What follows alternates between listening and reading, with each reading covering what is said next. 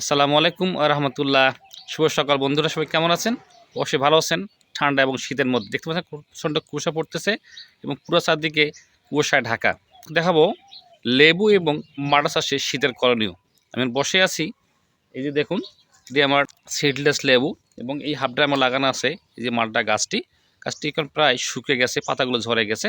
কথা বলবো আজকে এই সময় এই দুটি গাছের করণীয় কী।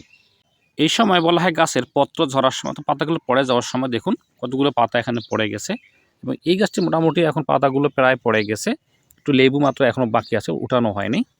এখন আপনি কি করবেন, গাছের গোড়া খুব পানি লাগে না, 10 থেকে 15 দিন পর পর আপনি মাটি দেখে পানি দেবেন, দেখবেন গাছে পানি আছে কি না আছে, তখন গাছে পানি প্রয়োগ করতে হবে।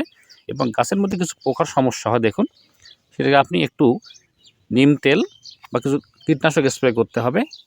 দেখুন এটি গাছের পোকা, এটা অবশ্যই আপনাকে খেয়াল করতে হবে। এবং এই সময় অবশ্যই আপনি খেয়াল রাখবেন যে ডালগুলো শুকিয়ে গেছে, বারবার ডালটা আপনি অবশ্যই কেটে দেবেন রোগে আক্রান্ত হলে।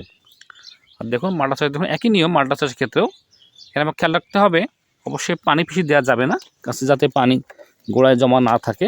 এবং আপনি দুটি গাছেতে মাসে একবার কম্পোস্ট এবং কিছু রাসায়নিক সার নিশ্চিত করে গাছের দুধ দিয়ে, এরকম গাছের দুধ দিয়ে খেয়াল রাখবেন, দুধ থেকে গাছে অবশ্যই আপনি সারটি প্রয়োগ করবেন। দেখুন ডালটি শুকিয়ে আছে, ডালটি অবশ্যই আপনি এরকম করে ভেঙে বা ডালটি কেটে দিবেন, যাতে নতুন করে কলি আসতে সুবিধা হয়।